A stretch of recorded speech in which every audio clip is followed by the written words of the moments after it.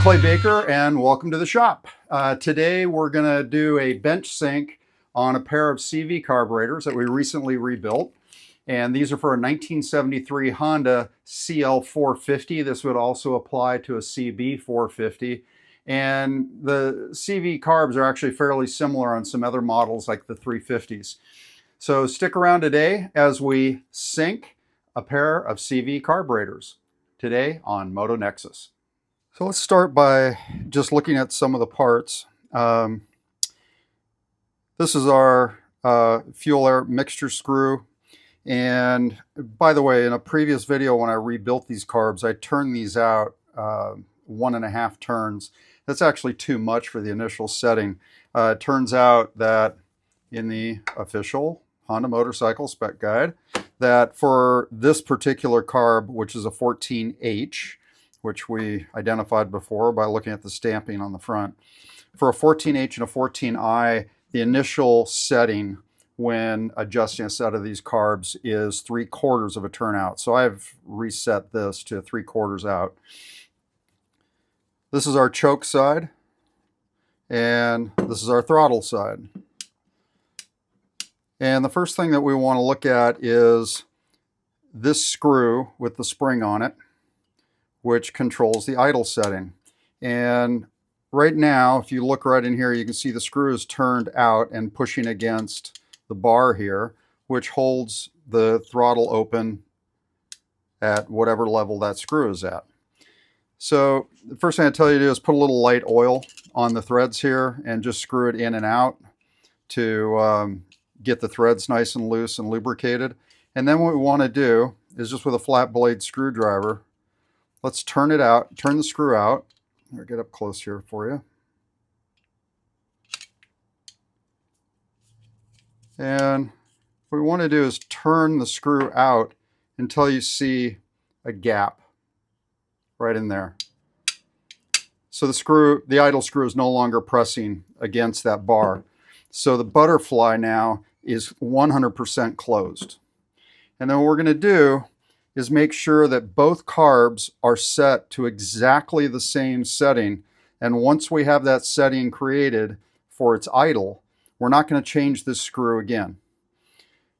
We can play with it a little bit, but any changes that we make to the setting of this screw once the bike is running to set the idle between, say, 1,000 and 1,200 RPMs, we must make the same exact setting on both carbs. So for now, for the synchronization, turn it all the way out so that it's not touching anything.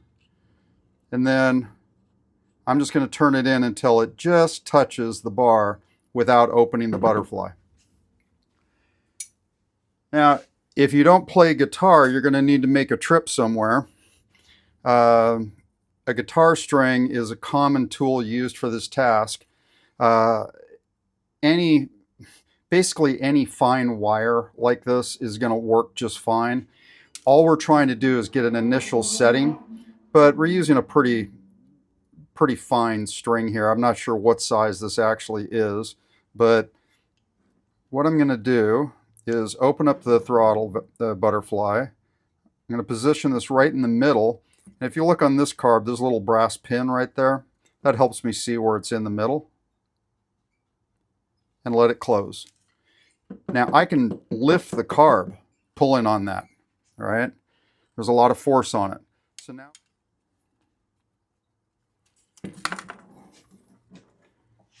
and then I'm going to pull on this guitar string as I turn the screw in. And what I want to have happen is that the idle screw opens the butterfly just enough for this string to pull out. And then we're going to leave it alone. This is easier when you have 3 or 4 hands, but I'm alone. All right, so here we go. There it goes.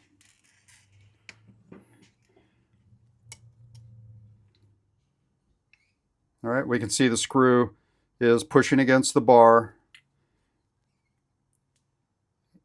And the butterfly is just barely open at the bottom. and it's revealing little holes that are down there just in front of it. So that's where we want to start. And we'll do that to both carbs. Down here on the bike, we have a different situation to deal with, and this is where most of our adjustments are going to come from to synchronize the carbs. As you can see on a CL450, also a CB and the 350s, we have a single throttle cable coming into a split to the two carbs. And what we're going to want to do after the carbs are installed on the bike and we hook up these throttle cables is adjust these nuts so that both carburetors are opened and closed at exactly the same time. It's not uncommon to find that one cable is pulling first and the carbs are opening like this, where one carburetor is opening up before the other one even starts, and then they close wrong as well. So we need them both to open and close exactly the same, and that's what gets us our synchronization. So in the next step, we're going to install the carbs back on the bike and then hook up the throttle cables and synchronize those carbs by adjusting these adjuster nuts down at the carburetor. So what we're looking at here, the carbs are now installed on the bike. Throttle cables have been installed into their mounts.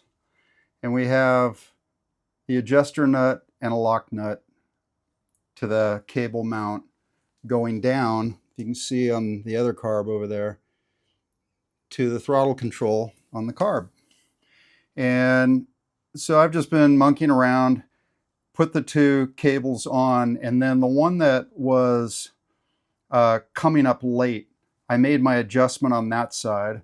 And so if you look at the throttle now, there's just a little bit of room there to play with before it actually engages the throttle. And what we're going to do is take a look from underneath so that you can see, because I can get the camera under here, so you can see that both carbs open and close at the same rate. All right, so if you look carefully, you'll see the two throttle bodies opening and closing exactly the same. And that's what we want to see. If one of them's coming up before the other, then you just need to make an adjustment at those cable adjusters until you get this action. There should be a little bit of play at the throttle itself before they start to pull, and then go up exactly together.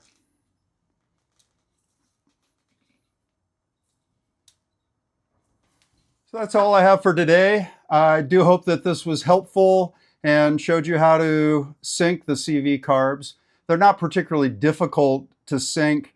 Most of it's just little fussiness of working the throttle cable down at the carbs themselves. The bench sync was pretty straightforward. So if you got any value out of this at all, I'm thrilled. And so please, you know the routine.